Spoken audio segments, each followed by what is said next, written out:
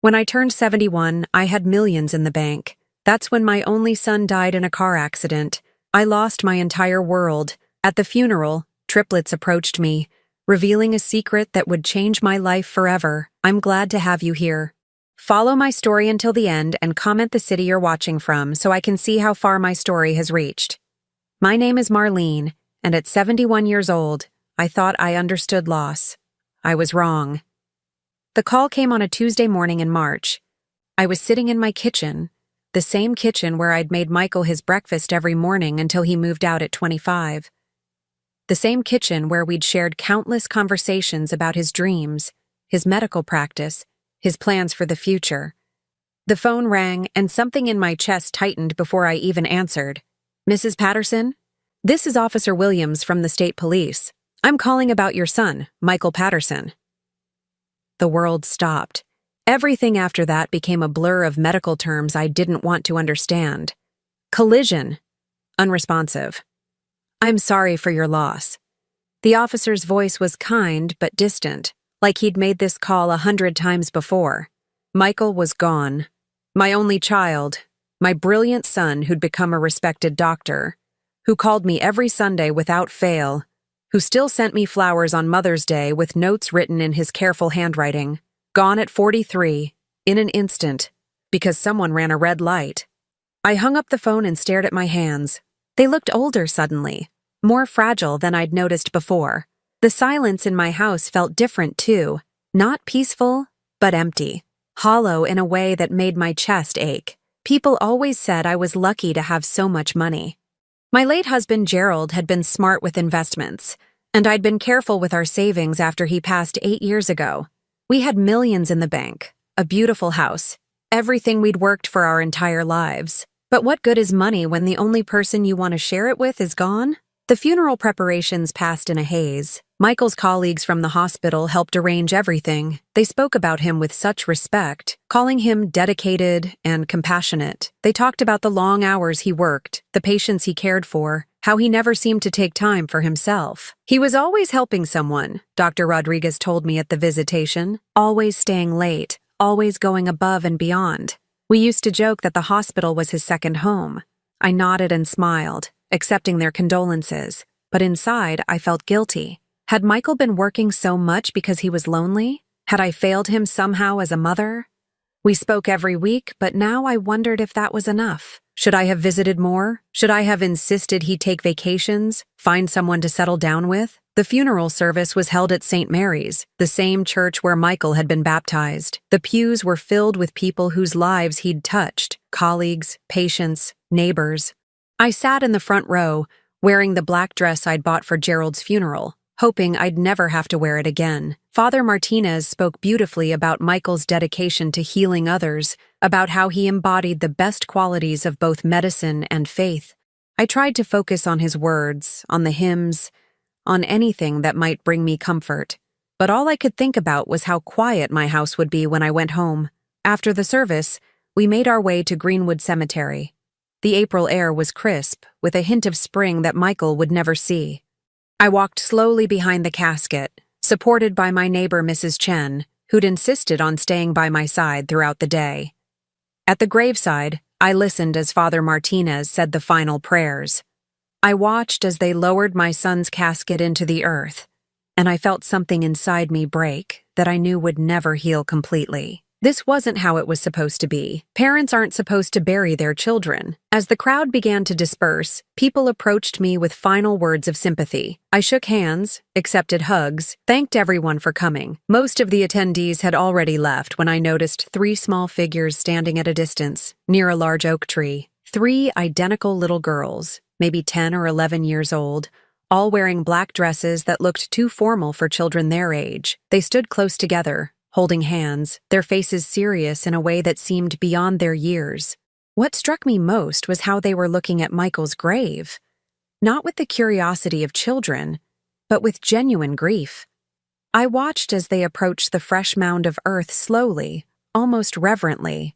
Each girl carried a single white flower, daisies, I think. They placed them carefully on the grave, one by one. The similarity between them was startling. They were clearly triplets, with the same dark hair, the same serious brown eyes, the same delicate features. As they stood there in silence, I heard one of them speak in a voice so soft, I almost missed it. "Bye, Daddy." The words hit me like a physical blow. I must have made a sound because all three girls turned to look at me. Their faces showed surprise, then something that looked almost like fear. Without saying another word, they turned and ran toward the parking lot, their small hands still clasped together. I stood frozen, watching them disappear behind the cars. Had I imagined it? Had one of those children really called Michael Daddy? But that was impossible. Michael didn't have children. He'd never even been married. He would have told me. Wouldn't he? Mrs. Chen tugged gently at my arm. "Marlene, dear, we should get you home. You've had such a long day." I nodded, but kept looking toward where the girls had vanished. "Did you see those children?" I asked her. "What children, honey?" "The three little girls. They were right here a moment ago." Mrs. Chen looked around the now empty cemetery with concern. "I don't see anyone, dear. It's just us now." Maybe the grief was playing tricks on my mind. Maybe I'd imagined the whole thing. But as we walked back to the car, I couldn't shake the image of those three identical faces, or the sound of that small voice saying, "Bye, Daddy." That night, I sat alone in my living room, surrounded by sympathy flowers and casserole dishes from neighbors. The house felt impossibly quiet. I kept replaying the day, the service, the people who'd shared their memories of Michael. But my mind kept returning to those three little girls. If Michael had children, wouldn't I know? Wouldn't he have brought them to visit? Introduced them to their grandmother? The idea was absurd, and yet... I thought about all those late nights Michael worked, all those conferences he attended, all those times he'd seemed distracted during our phone calls. Had there been something he wasn't telling me? Some part of his life he'd kept hidden? The rational part of my mind insisted I was looking for mysteries where none existed. Grief could make you see things, imagine connections that weren't there. Those children probably weren't even at the funeral for Michael. Maybe they were visiting another grave nearby. But even as I tried to convince myself, I couldn't forget the way they'd looked at his grave, the careful way they'd placed those flowers, and that voice, so small and sad, saying goodbye to someone they clearly loved. As I turned off the lights and headed upstairs to bed, I made a decision. Tomorrow, I would go back to the cemetery. I needed to understand what I'd seen, even if it meant discovering that my grief had made me imagine things that weren't real. Because if those children were somehow connected to Michael, if my son had secrets I never knew about, then maybe, just maybe, I wasn't as alone in this world as I thought. I didn't sleep that night. Every time I closed my eyes, I saw those three little faces, heard that whispered, "Bye, Daddy." By dawn, I'd convinced myself I was losing my mind. Grief could do that to people, couldn't it? Make them see things, hear things that weren't really there. But I couldn't stay away from the cemetery. I started going every morning, just after breakfast. At first, I told myself I was visiting Michael, bringing fresh flowers, talking to him the way some people do at graves. But the truth was, I was looking for those children. For a week, I saw nothing but groundskeepers and the occasional elderly visitor. I began to think I really had imagined the whole thing. Maybe Mrs. Chen was right. Maybe the stress and sorrow had played tricks on my mind. Then, on the following Wednesday, I saw them again. It was around 10 in the morning, and I was kneeling beside Michael's grave, arranging the yellow tulips I'd brought. Yellow had always been his favorite color.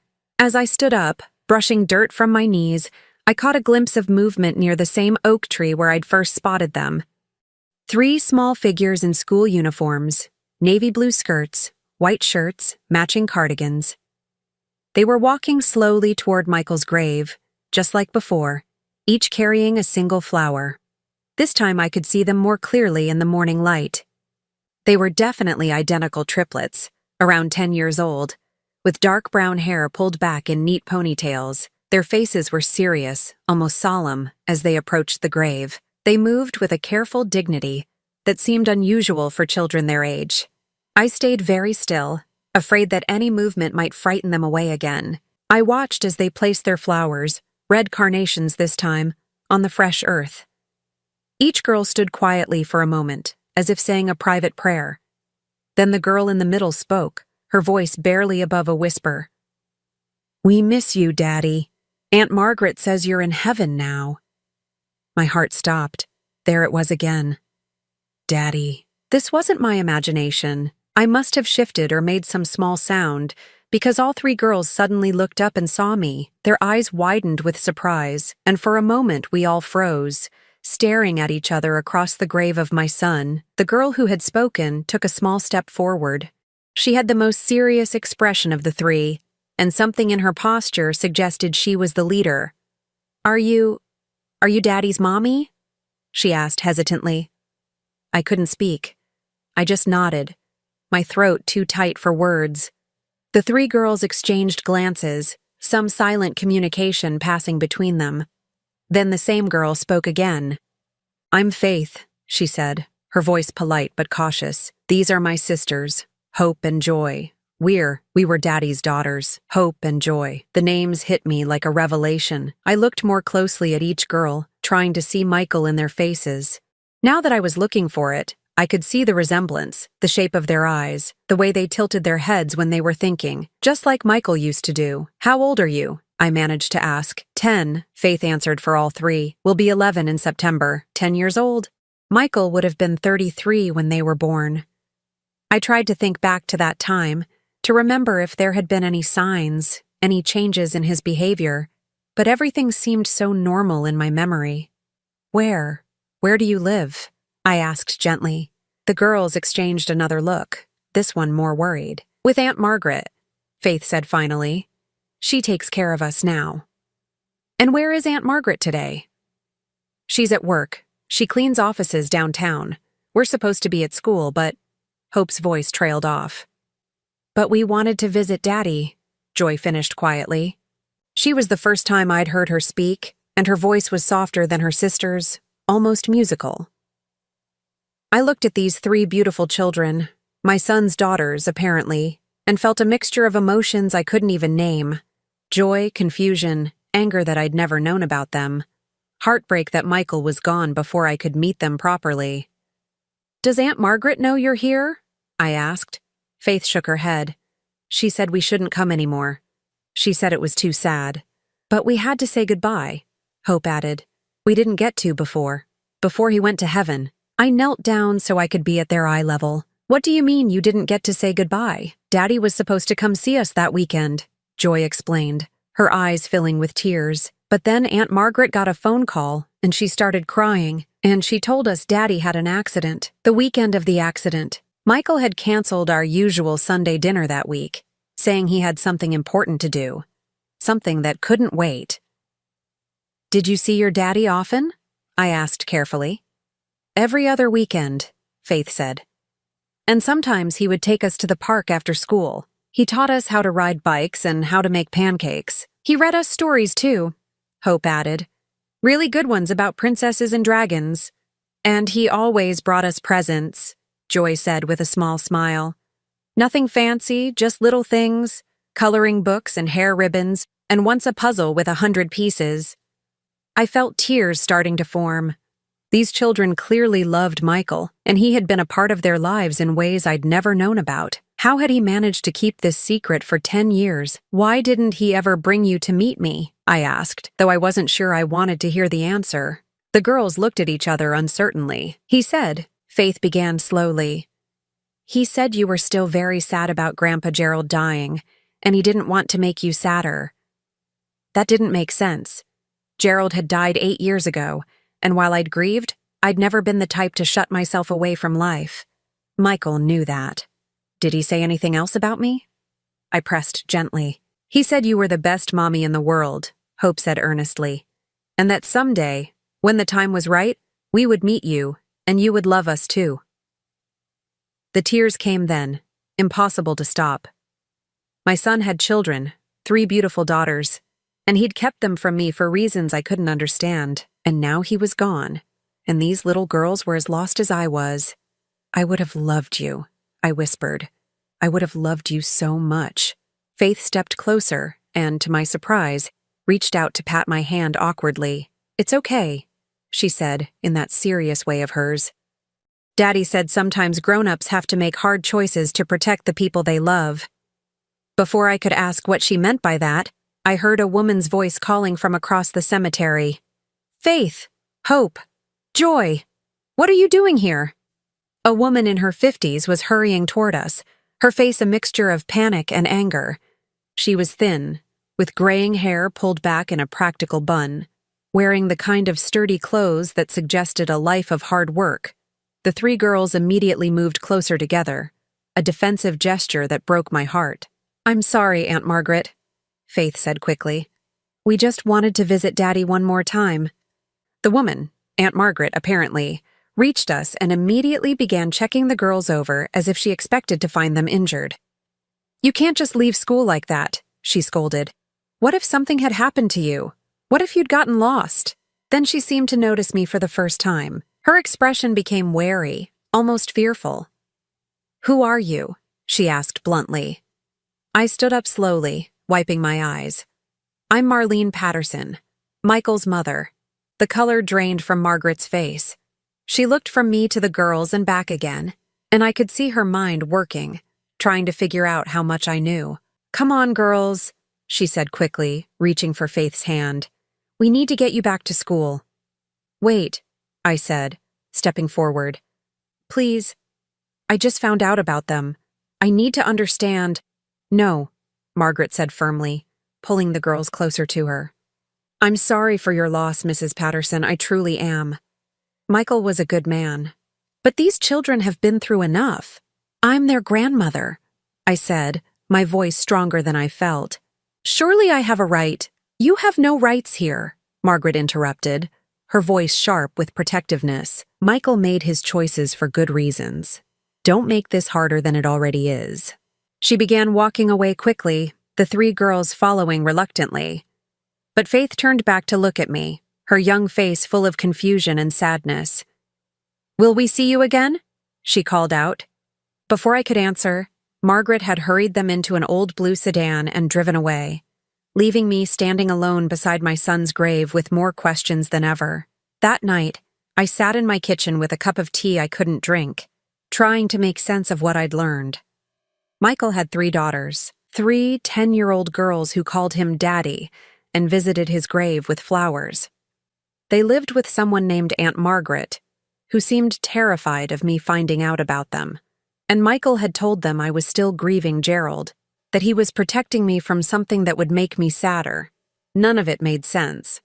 What could be sad about having grandchildren? What could be so terrible that Michael felt he had to keep his own daughter's secret from me for their entire lives? I thought about Faith's words. Daddy said sometimes grown-ups have to make hard choices to protect the people they love. What had Michael been protecting me from?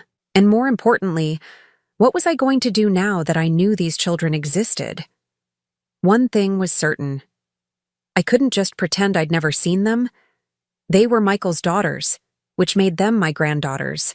They were the only family I had left in the world. Somehow, I was going to find out the truth, and somehow, I was going to find a way to be part of their lives, whether Aunt Margaret liked it or not. I couldn't let it go. For 3 days after meeting the girls, I found myself driving through neighborhoods, looking for that old blue sedan. I knew it was probably futile. The city was huge, and I had no idea where they lived. But I couldn't sit still, couldn't just accept that my granddaughters were out there somewhere while I knew nothing about their lives. On Saturday morning, I decided to try a different approach. I drove to Michael's apartment building, thinking maybe someone there might know something about the girls. The building manager, Mr. Torres, had been helpful with clearing out Michael's belongings after the funeral. Mrs. Patterson, he said when he saw me in the lobby, how are you holding up? I'm managing, I said, though that wasn't entirely true. Mr. Torres, I need to ask you something. Did Michael ever have visitors? Children, perhaps? His expression became cautious. Well, I wouldn't normally discuss tenants' private affairs. Please, I said. It's important.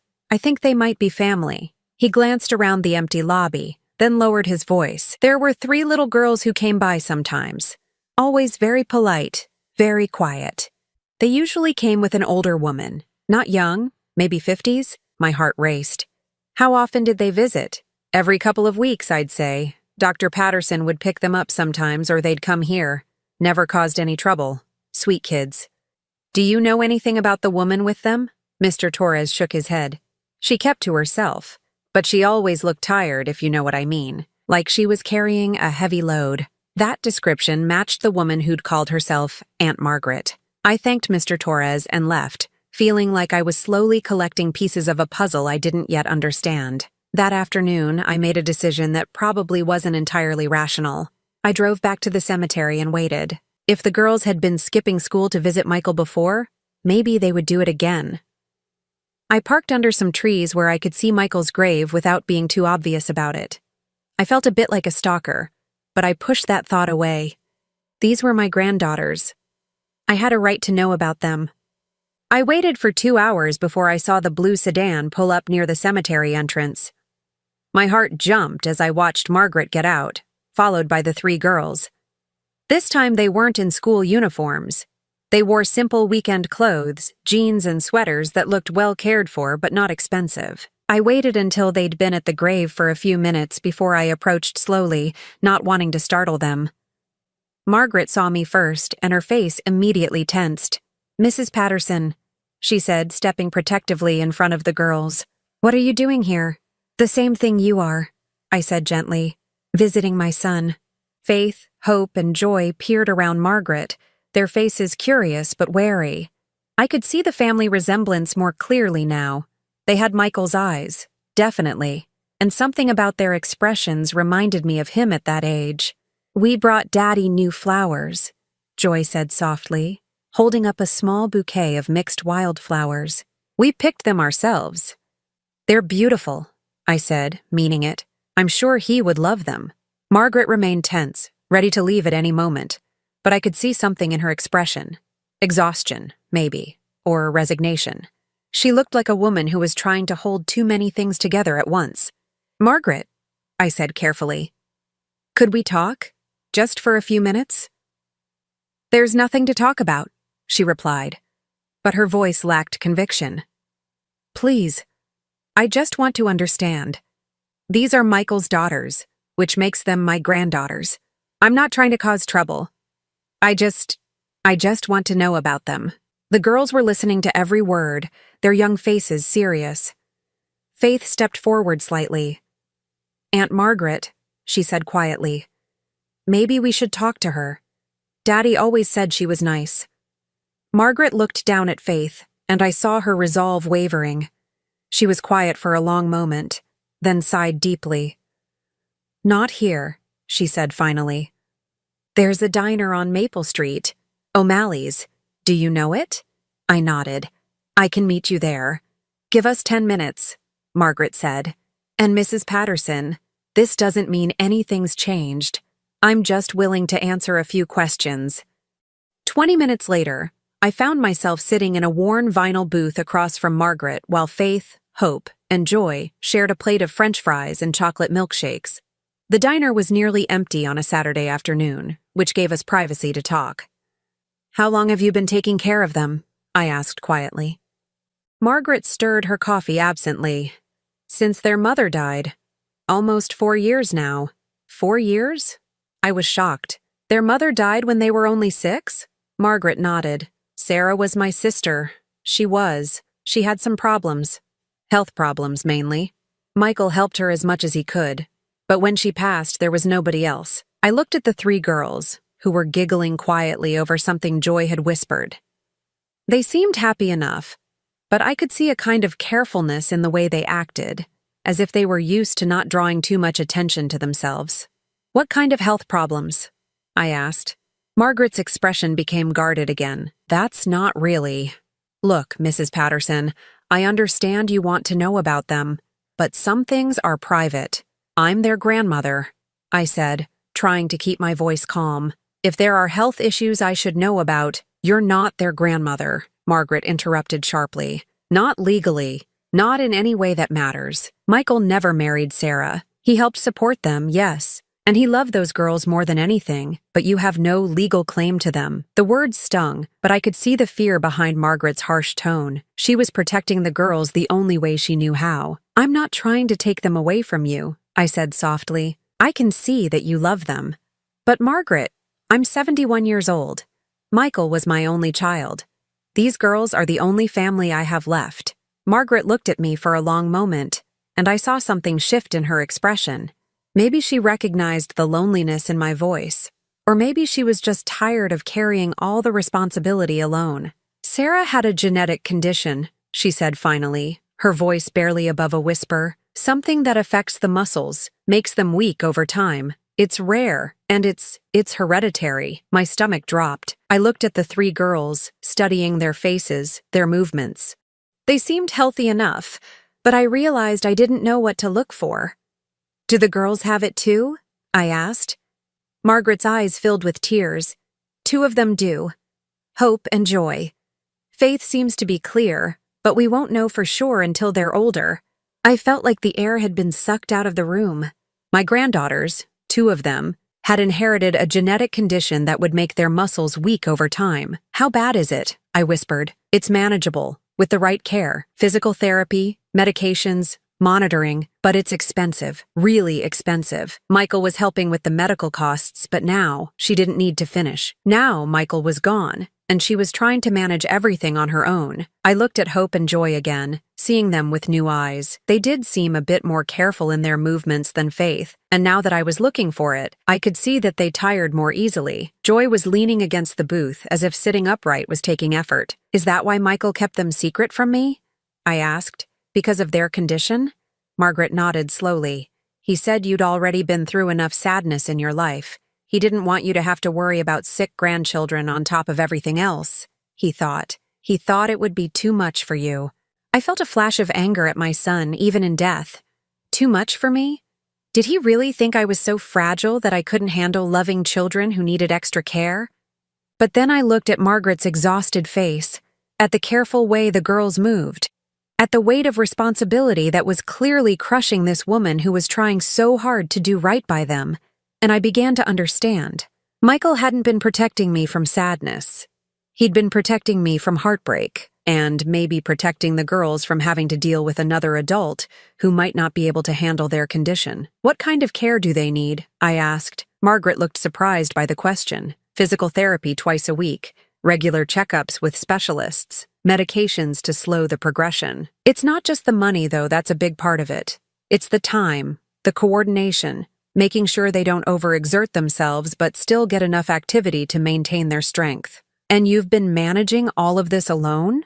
I work nights cleaning office buildings, Margaret said quietly. It gives me flexibility to take them to appointments during the day. But it's hard. They're good girls, they don't complain, but I worry about them constantly. I watched Faith carefully cut Joy's food into smaller pieces, watched Hope automatically hand Joy her napkin when she needed it. These children had learned to take care of each other in ways that broke my heart. Margaret, I said slowly, what if you didn't have to do this alone anymore? She looked at me suspiciously. What do you mean? I mean, what if there was someone who could help with the medical costs? Someone who could drive them to appointments, hire the best specialists, make sure they have everything they need? Mrs. Patterson, Margaret said carefully, if you're talking about money, I'm talking about family, I interrupted. I'm talking about these girls having a grandmother who loves them and wants to be part of their lives. I'm talking about you having support instead of carrying this burden alone. Margaret stared at me for a long moment. Then she glanced at the girls, who were pretending not to listen, but obviously hanging on every word. It's not that simple, she said finally. Maybe it could be, I said. Maybe we could find a way to make it work. Just then, Faith slid out of her side of the booth and came around to stand next to me. She looked up at me with those serious brown eyes that reminded me so much of Michael. Are you really our grandma? She asked quietly. I felt my throat tighten. Yes, sweetheart, I really am. And you want to know us? Even though Hope and Joy are sick? The question was so direct, so matter-of-fact, that it took my breath away. This 10-year-old child was asking me the same question Michael had apparently struggled with for years. Especially because they're sick, I said, reaching out to touch her hand gently. That's what families do. We take care of each other. Faith studied my face for a moment, then nodded as if she'd made some important decision. "I think Daddy would like that," she said simply. From across the table, I heard Margaret let out a shaky breath. When I looked at her, I saw tears in her eyes. "This is all happening very fast," she said. "It doesn't have to," I assured her. "We can take our time, figure things out step by step. But Margaret, please don't shut me out. These girls are all the family I have left." She was quiet for a long time, absently turning her coffee cup in her hands. Finally, she looked up at me. "They'll need to get to know you first, and you'll need to understand what you're getting into. This isn't just about having grandchildren to spoil. This is about medical appointments and insurance battles and watching children you love deal with something that's going to affect them for the rest of their lives." "I understand," I said, though I knew I probably didn't. Not really. "And if you change your mind, if it becomes too much, you can't just walk away. These girls have lost enough people already." I looked at Faith, who was still standing beside me, and at Hope and Joy, who were watching our conversation with the kind of serious attention that suggested they'd learned to pay close attention to adult conversations about their future. "I won't walk away," I said firmly. "These are my granddaughters, Michael's daughters. Nothing about their condition changes that." Margaret nodded slowly, as if she was making a decision that scared her. "Okay," she said finally. "We can try, but we do this my way, at my pace. And the girls' needs come first. Always, always," I agreed. For the first time since Michael's death, I felt something that might have been hope stirring in my chest. I had granddaughters, 3 beautiful, brave little girls who needed love and care and someone to fight for them. And maybe, just maybe, they needed me as much as I needed them. The first visit was scheduled for the following Saturday. Margaret insisted it be at their house, on their territory, which I understood completely. I was nervous as I drove through the modest neighborhood, checking house numbers until I found theirs. A small, well-maintained bungalow with a tiny front garden full of spring flowers. Margaret answered the door before I could even knock. She looked as nervous as I felt, but she stepped aside to let me in. "Girls," she called, "Mrs. Patterson is here." The house was small but spotlessly clean, filled with the kind of furniture that was clearly second-hand but cared for. Children's artwork covered the refrigerator, and I could see school backpacks lined up neatly by the front door. It felt like a real home, lived in and loved. Faith appeared first, as I was beginning to understand she usually did. She was followed by Hope and Joy, who hung back slightly, suddenly shy. "Hello," I said, feeling awkward. "What was the protocol for meeting granddaughters you never knew existed?"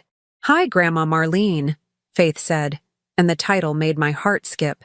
We'd agreed on it during our phone conversation earlier that week. The girls had suggested it themselves. "We made cookies," Joy announced, stepping forward with a plate. "Chocolate chip," Aunt Margaret helped. "They're beautiful," I said, accepting one. They were slightly lopsided and probably had too many chocolate chips, but they tasted wonderful. Margaret gestured toward the living room. "Would you like to sit down? The girls wanted to show you some things." We settled on the couch, and I found myself with Faith on one side and Hope on the other, while Joy curled up in the armchair across from us. Margaret remained standing, watching carefully. "We made you a book," Hope said, pulling out a construction paper creation held together with yarn. "It's about our family." I opened it carefully. The first page had a drawing of a man labeled Daddy in crayon letters. He was tall and stick-thin, with brown hair and a huge smile. The next page showed 3 little girls holding hands, with their names written above each figure. "This is us when we were 7, Faith explained, pointing to the drawing. "That's when we all learned to ride bikes. Daddy taught us in the park." As we turned the pages, I saw their life unfold in crayon and marker drawings. There was Mommy, a woman with long dark hair who appeared in the early pages but disappeared after a certain point. There was Aunt Margaret in her work clothes, always with arms stretched wide as if hugging someone. And there was Michael, present in almost every picture, teaching them to cook, reading them stories, pushing them on swings. "Daddy said you lived far away," Joy said as I studied a drawing of Michael and the 3 girls around a birthday cake, "but that someday we might meet you." "I didn't live far away," I said gently. "I just didn't know about you. But I wish I had. I would have loved to be part of all these wonderful times." Hope leaned against my arm as we continued through the book. She was smaller than her sisters, I noticed, and seemed to tire more easily. Even sitting still, she rested against me as if being upright took effort. "Are you really rich?" Faith asked suddenly, with the directness that only children possess. "Faith!" Margaret scolded, but I held up a hand. "It's okay. Yes, I suppose I am. Your grandfather and I were very careful with money, and when he died he left me well provided for. Daddy said rich people sometimes don't like poor people," Joy said matter-of-factly, "but he said you weren't like that." "Your daddy was right," I said, though I wondered what experiences had led Michael to have that conversation with them. Having money doesn't make someone better or worse than anyone else. It just means they have different responsibilities. "What kind of responsibilities?" Hope asked sleepily. I thought about how to explain it to a 10-year-old. "Well, if you have more than you need, I think you should help people who don't have enough, like how you three take care of each other." Faith nodded seriously. "That makes sense." We spent the next hour looking through photo albums that Margaret brought out. There were pictures of the girls at various ages, always together, often with Michael. I saw him teaching them to garden, taking them to zoos and museums, helping with homework at the kitchen table. What struck me most was how happy he looked in these pictures. There was a lightness in his face that I realized had been missing during our visits in recent years. Not that he'd seemed unhappy when he was with me, but there was something different in these photos, a complete, unguarded joy. "He loved you all very much," I said, studying a picture of Michael with all three girls piled on top of him, everyone laughing. "He said he loved us as much as all the stars in the sky," Joy said, "and that even when we couldn't see him, he was always thinking about us." I felt tears threatening and blinked them back. This wasn't the time for my sadness. As the afternoon wore on, I noticed things that confirmed what Margaret had told me about Hope and Joy's condition. They tired more easily than Faith, and their movements were slightly less coordinated. When they played a game that involved jumping, Hope had to stop and rest after just a few minutes. Joy's hands shook slightly when she was concentrating on coloring, but what impressed me most was how naturally Faith took care of her sisters. She made sure Hope had a pillow behind her back. She helped Joy with the crayon that was giving her trouble, and she did it all without making a big deal of it. These children had learned to be a team in a way that was both beautiful and heartbreaking. Around 4 o'clock, Joy's energy seemed to flag completely. She curled up in my lap without asking, as if it was the most natural thing in the world. "Someone's getting tired," Margaret observed. "I'm not tired," Joy protested, but her eyes were drooping. "It's okay to be tired, sweetheart," I said, stroking her hair. It was fine and soft, just like Michael's had been when he was small. "Will you tell us a story?" Hope asked, snuggling closer on the couch. I looked at Margaret, who nodded.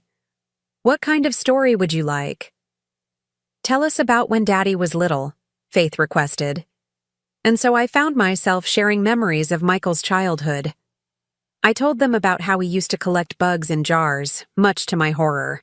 How he once tried to give our cat a bath and ended up soaked himself. How he learned to cook by standing on a chair next to me in the kitchen, insisting he was big enough to help. The girls listened with rapt attention, especially when I told them about Michael's determination to become a doctor after our neighbor, an elderly man named Mr. Peterson, had a heart attack. "Daddy said he wanted to help people feel better," Hope said drowsily. "He did help people," I assured her. "He was a wonderful doctor, and he was a wonderful father to you three." By the time I finished my stories, Joy had fallen asleep in my lap. Margaret approached quietly. "I should put her down for a nap," she whispered. "Can I carry her?" I asked softly. Margaret hesitated, then nodded. I lifted Joy carefully, surprised by how light she felt. She stirred slightly, but didn't wake as I followed Margaret down the hallway to a small bedroom. The room had 2 sets of bunk beds and was decorated with drawings and crafts the girls had made. Everything was neat and organized, but clearly well used. I laid Joy gently on one of the lower bunks, and Margaret covered her with a soft blue blanket. "She naps most afternoons," Margaret whispered as we left the room. "The condition makes her tire easily." When we returned to the living room, Faith and Hope were looking through more photo albums. "Can we show her the videos?" Faith asked Margaret. "Videos?" I asked. Margaret looked uncertain. "Michael used to record videos for them. Messages for when he couldn't visit, I'm not sure." "Please," Hope said. I want Grandma Marlene to see them.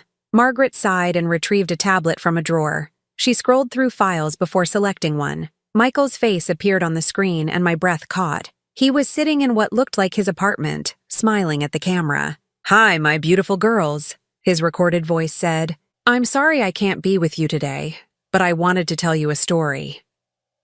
For the next 10 minutes, I watched my son tell an elaborate fairy tale about 3 princess sisters who had to work together to save their kingdom. He used different voices for the characters and made silly faces that had Faith and Hope giggling, even though they'd clearly seen this video many times before. At the end of the story, Michael's expression became more serious. "Remember," he said, looking directly into the camera, "you 3 are the most important things in my whole world. I love you more than all the stars in the sky, and nothing will ever change that. Be good for Aunt Margaret, take care of each other, and remember that Daddy is always thinking about you." The video ended, and we sat in silence for a moment. I was crying, and I didn't care who saw. "He made lots of videos," Hope said quietly, "for when we missed him too much. He was a good daddy," Faith added, leaning against my shoulder. "Yes," I managed to say, "he was." Margaret sat down across from us, and for the first time since I'd met her, she looked less guarded. "This is hard for me," she admitted. "I've been their whole world for 4 years. The idea of sharing them, it scares me." "I don't want to take them away from you," I said honestly. "I can see how much you love them, and how much they love you. But Margaret, wouldn't it be easier if you had help?" She was quiet for a long moment. "Their next round of medical appointments is coming up. Hope needs to see the neurologist, and Joy's physical therapy evaluation is due. The insurance company is fighting some of the coverage. What if I handled that?" I offered. "What if we got them the best doctors, the best care, without worrying about insurance companies or costs?" "I can't let you just pay for everything," Margaret said. "That's not fair to you." "It's not about fair," I said. "It's about family. These girls are Michael's daughters. They're my granddaughters. Taking care of them is something I want to do." Faith had been listening to our conversation with the serious attention she seemed to give everything. "Aunt Margaret," she said quietly, "maybe it would be good to have help. You've been really tired lately." Margaret looked at Faith with surprise, and I realized these children were much more aware of the adult struggles than we probably wanted them to be. "We don't want you to be sad and tired all the time," Hope added. "Maybe Grandma Marlene could help make things easier." Looking at these 2 little girls, trying to take care of the woman who'd been taking care of them, I felt something shift in my chest. This wasn't just about me gaining granddaughters, or even about honoring Michael's memory. This was about a family that needed help, and I had the resources to provide it. "What if we started small?" I suggested. "What if I helped with the next round of appointments, just to see how it goes?" Margaret looked at Faith and Hope, who both nodded encouragingly. Then she looked at me with an expression that was part hope, part fear. "Okay," she said finally. "We can try that." As I prepared to leave that afternoon, Joy woke up from her nap and insisted on walking me to the door. All 3 girls hugged me goodbye, and Faith slipped a small piece of paper into my hand. "It's my phone number," she whispered, "in case you want to call us." I looked at the carefully written numbers in a 10-year-old's handwriting and felt my heart swell. "I would love to call you," I whispered back. As I drove home, I thought about everything I'd learned that day. These children were remarkable, not just in spite of their challenges, but because of how they'd learned to face them together. They were Michael's daughters in every way that mattered, and they'd been shaped by his love even though he could only be part of their lives in secret. But what struck me most was how naturally we'd all fallen into being together. It hadn't felt awkward or forced. It had felt like family. That night, I called the number Faith had given me. Margaret answered, and when I asked to speak to the girls, she handed the phone over without hesitation. "Grandma Marlene!" Joy's voice came through the speaker, full of excitement. "Did you get home okay?" "I did, sweetheart. Thank you for a wonderful afternoon." "Will you come see us again?" Hope asked. "As often as you'll have me," I promised. And I meant it. Whatever challenges lay ahead, Whatever medical appointments and insurance battles and difficult days awaited us, I was committed to being part of these girls' lives. They were my family, and family took care of each other. It was exactly what Michael would have wanted, even if he'd been too afraid to make it happen himself. 3 weeks into our new routine, I thought I was beginning to understand the reality of Hope and Joy's condition. I'd accompanied them to physical therapy appointments, watched them take their medications, and learned to recognize when they needed to rest. I'd even started researching their specific type of muscular dystrophy, trying to educate myself about what we were dealing with. But I wasn't prepared for what Dr. Chen told us during what I thought would be a routine checkup. "I need to discuss some test results," she said, settling behind her desk while Margaret, the girls, and I sat in the cramped examination room. Hope and Joy were coloring quietly in chairs beside us, while Faith sat protectively between her sisters. "The genetic testing we did last month has given us some important information," Dr. Chen continued, her voice carefully measured. "As we suspected, Hope and Joy do carry the genetic markers for the muscular condition. But there's something else." Margaret leaned forward, her face tense. "What kind of something else?" "The progression appears to be more aggressive than we initially thought. Without intervention, both girls may experience significant mobility issues within the next few years." The room seemed to go quiet, except for the soft scratching of crayons on paper. I felt like I couldn't breathe properly. "What kind of intervention?" I managed to ask. "There's an experimental treatment program at Johns Hopkins," Dr. Chen explained. "It's showing promising results for children with this specific genetic variant. But it's intensive. The girls would need to be there for several months, possibly longer." "Months?" Margaret's voice was barely a whisper. "I can't. I don't have the resources for that kind of—" "The program covers most medical costs," Dr. Chen interrupted gently. "But there would be living expenses, lost wages, the logistics of relocating temporarily." I looked at Hope and Joy, still focused on their coloring books, blissfully unaware that their futures were being discussed. Faith, however, had stopped coloring and was listening intently. "What happens if they don't get this treatment?" I asked, though I was afraid of the answer. "The condition will continue to progress. They'll likely need wheelchairs within 5 years, possibly sooner.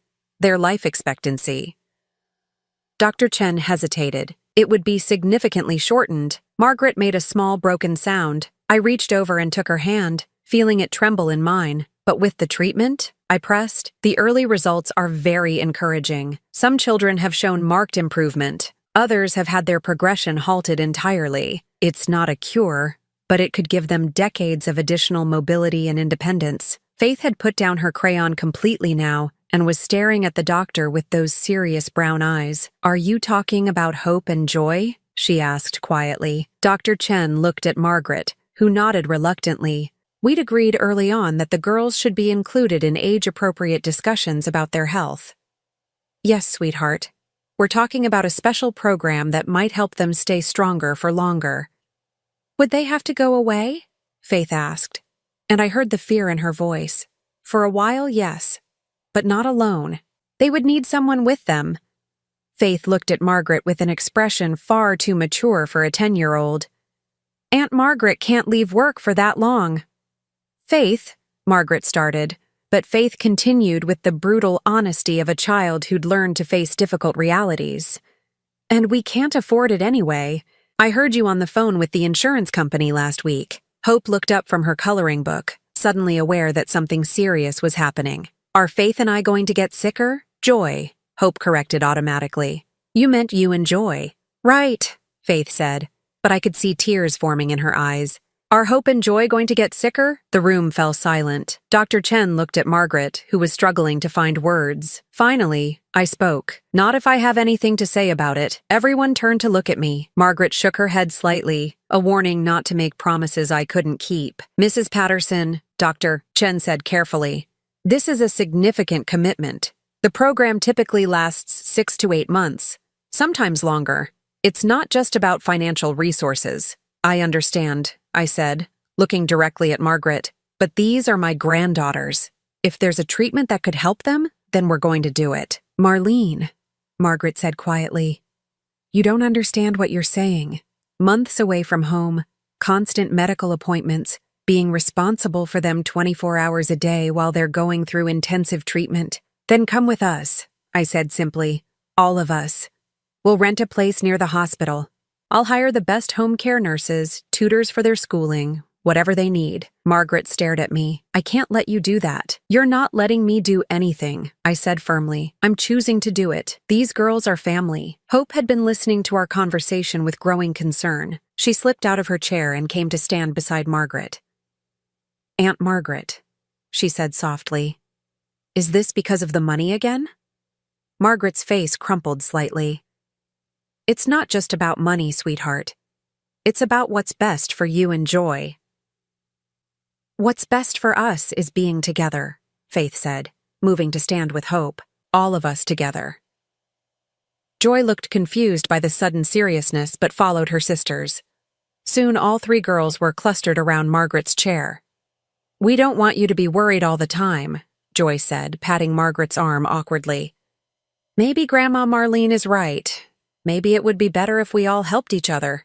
I watched this exchange with a mixture of heartbreak and admiration. These children had learned to be caregivers at an age when they should only be worried about homework and playground politics. Dr. Chen, I said, what's the timeline for making this decision? The next enrollment period begins in 8 weeks. I'd need to submit the application within the next 2 weeks to be considered. I looked at Margaret, who was still surrounded by 3 worried little girls. What do you need to make this decision? Margaret was quiet for a long time. Finally, she looked up at me with tears in her eyes. I need to know that you understand what you're committing to. This isn't just about paying for treatment.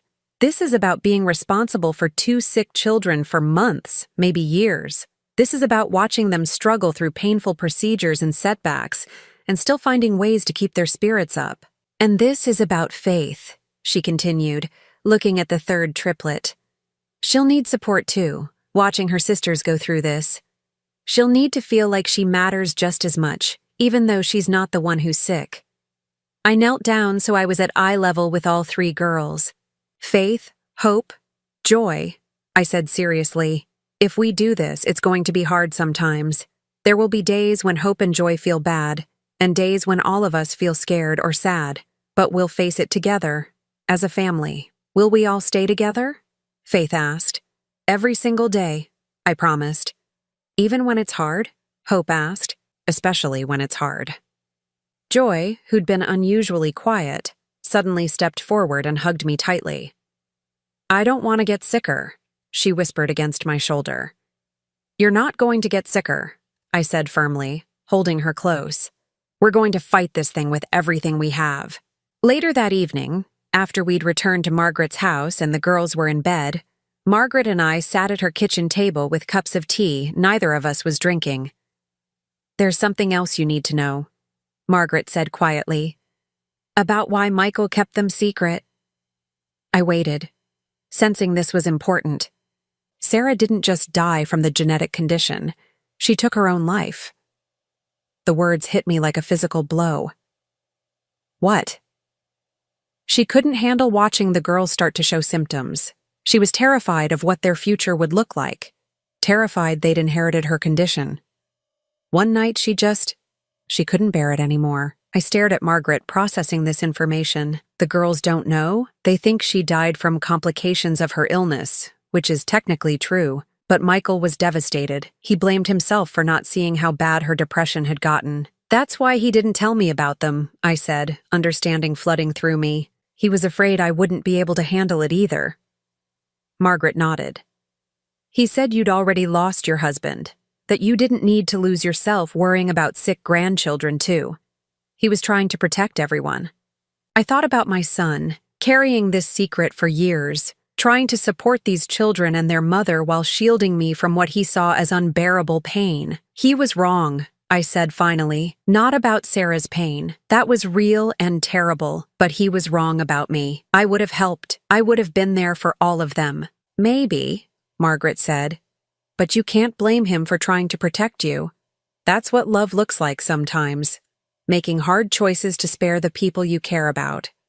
I sat in that small kitchen, thinking about Michael's secret videos for the girls. About the careful way he'd structured their lives to give them stability while keeping them separate from me. About how he'd worked extra shifts to pay for their medical care while never breathing a word about the financial strain. "Margaret," I said finally, "I want to do this treatment program. Not because I feel guilty about Michael's choices, but because these girls deserve every chance we can give them." She looked at me for a long moment. "It's going to change your life completely. You'll go from being a wealthy widow with no responsibilities to being a full-time caregiver for 3 children, 2 of whom have serious medical needs." "My life changed the moment I saw them at Michael's grave," I said.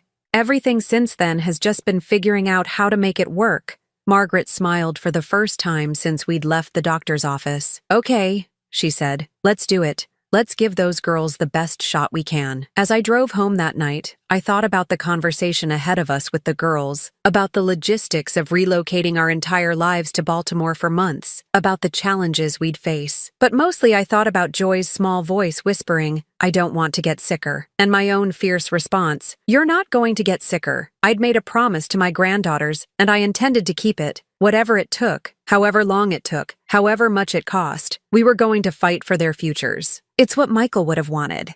It's what these brave little girls deserved. And it's what family does.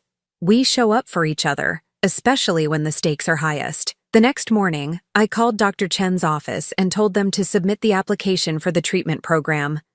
Then I called my financial advisor and told him I'd be making some significant changes to my spending priorities. For the first time since Michael's death, I felt like I had a purpose that mattered more than anything else in the world. 18 months later, I stood in the kitchen of our house in Baltimore, watching Faith help Joy with her physical therapy exercises, while Hope practiced piano in the living room. The sound of children's laughter mixed with music filled rooms that had been empty for too long, and I realized I couldn't remember what silence used to feel like. The treatment program had been everything Dr. Chen had warned us it would be. Intensive, exhausting, sometimes heartbreaking. There were days when Hope and Joy were too sick from the medications to do anything but sleep. Days when Faith felt left out because so much attention was focused on her sister's care. Days when Margaret and I were so tired we could barely think straight. But there were other days too. Days when Hope's muscle strength tests showed improvement. Days when Joy could walk farther than she had the week before. Days when all 3 girls laughed so hard at something ridiculous that we forgot to worry about test results and treatment schedules. "Grandma Marlene," Joy called from where she was doing her stretches, "when Faith and Hope turn 11 next month, can we have the party here?"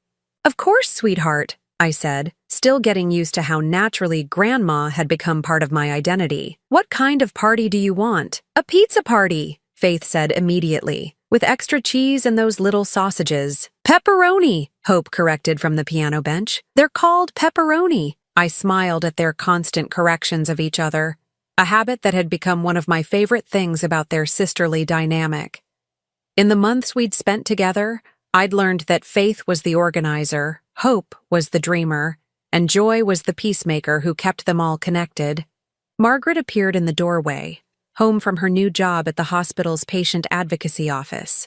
We'd found the position through Dr. Chen's connections, and it allowed Margaret to use her experience with medical bureaucracy to help other families navigate the system. More importantly, it gave her a sense of purpose beyond just caring for the girls. "How did therapy go today?" she asked, accepting the cup of coffee I handed her. "Joy walked 3 more steps than yesterday," Faith reported proudly. "And Hope played that hard song all the way through without stopping." The progress had been slow but steady. Hope's condition had stabilized completely. Her muscle function was actually better now than it had been when we started. Joy's improvement was more gradual, but she was defying every pessimistic prediction the doctors had made about her mobility. More importantly, both girls had learned that their condition didn't define them. Hope was becoming an accomplished pianist, something she'd never had the energy to pursue before the treatment. Joy had discovered a talent for storytelling and was already talking about writing books when she grew up. "Speaking of the party," Margaret said, settling into her chair at our kitchen table, "I got a call from Dr. Chen today. She wants to include the girls in a case study about the treatment program." "What does that mean?" Faith asked, immediately alert to any conversation about her sister's medical care. It means Hope and Joy's progress has been so good that other doctors want to learn from it, I explained, to help other children who have the same condition. Would we have to do anything different? Hope asked, pausing her piano practice. Just some extra tests and interviews, Margaret said. Nothing painful or scary. They want to document how well you're both doing. The girls exchanged glances, that silent communication they'd perfected over the years. If it helps other kids, Joy said finally, we should do it. Definitely, Hope agreed. Right, Faith? Faith nodded seriously. We know how scary it was when we first found out about the treatment. If we can help other families not be so scared, we should. I watched this exchange with the same mixture of pride and heartbreak I felt almost daily. These children had developed a maturity and compassion that came from facing serious challenges together, but I sometimes wished they could just be carefree 10-year-olds.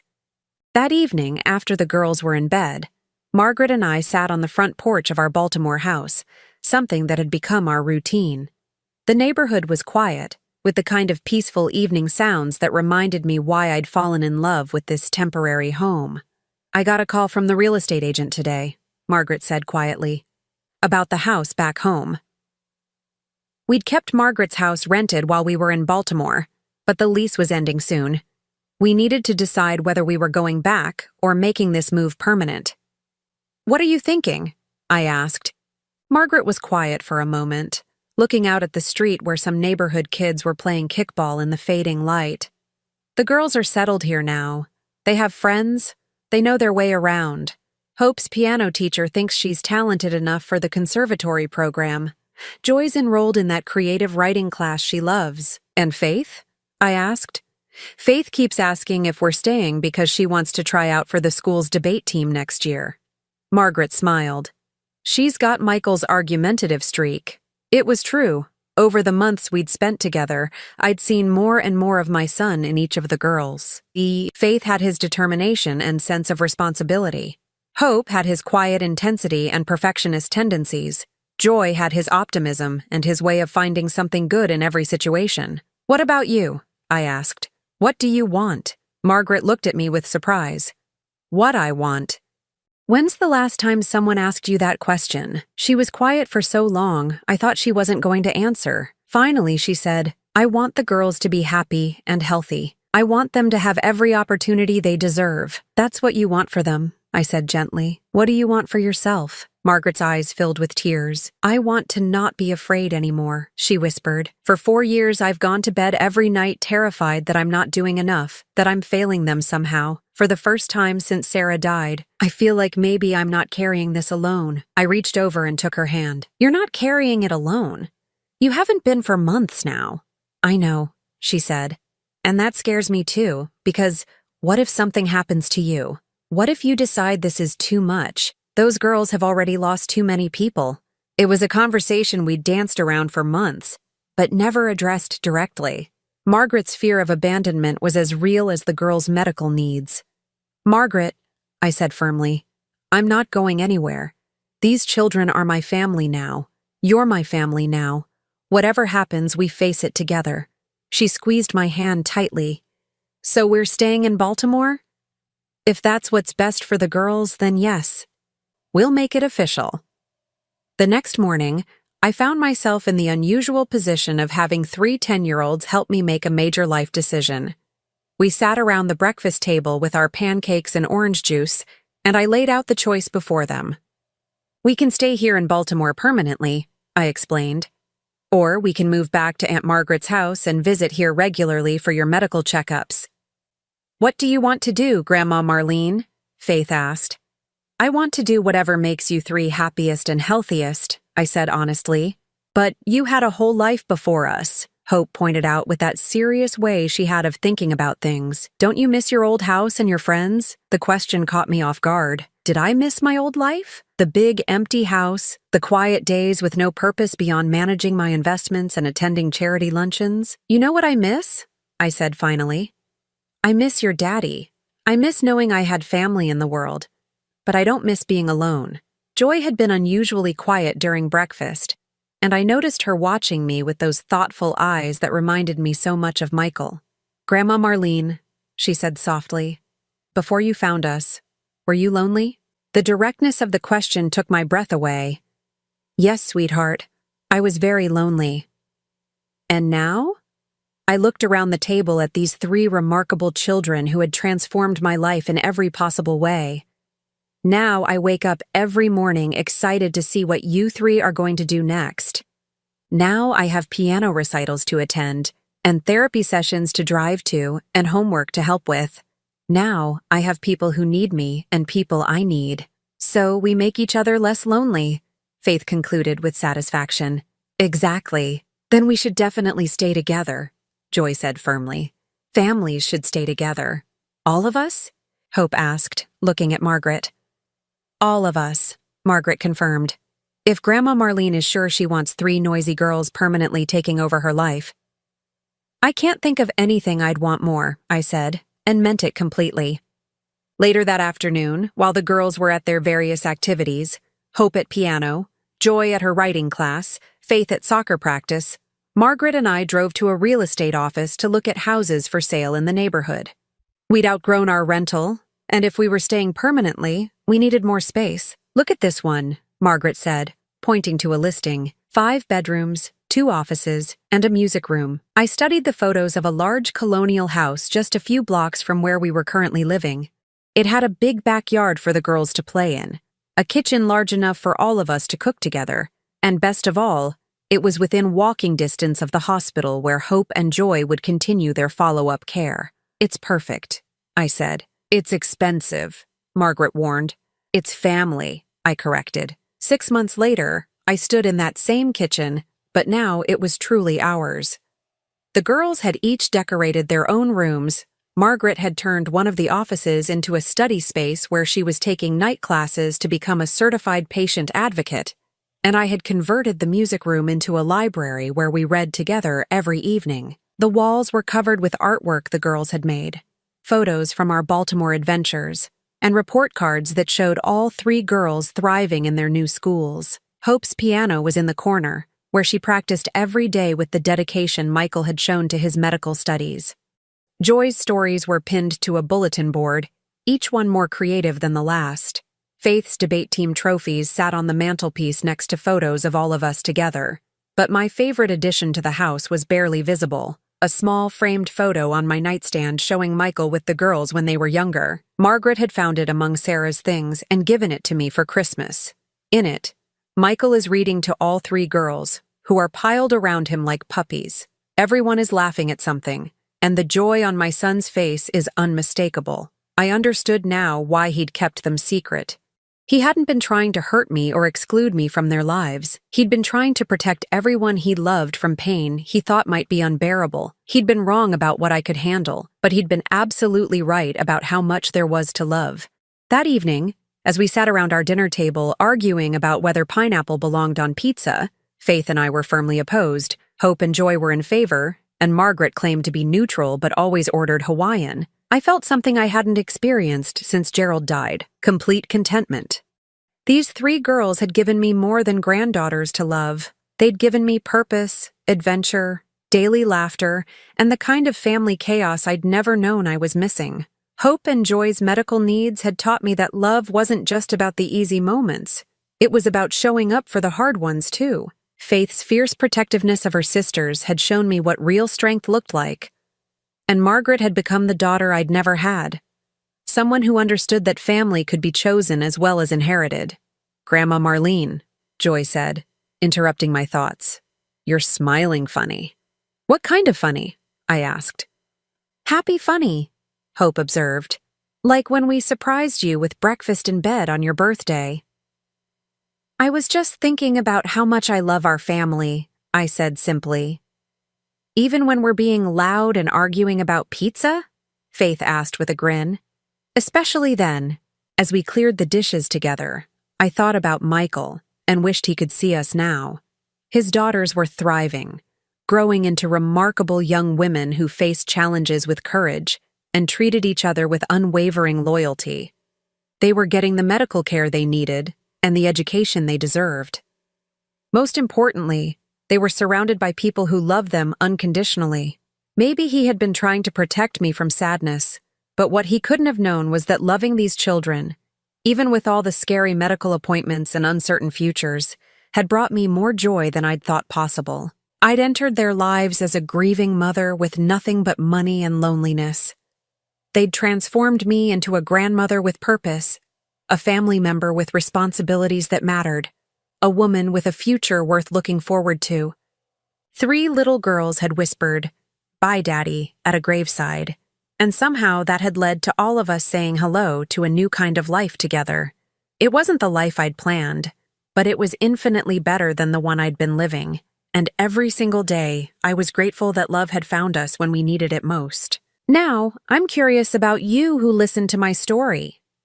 What would you do if you were in my place? Have you ever been through something similar?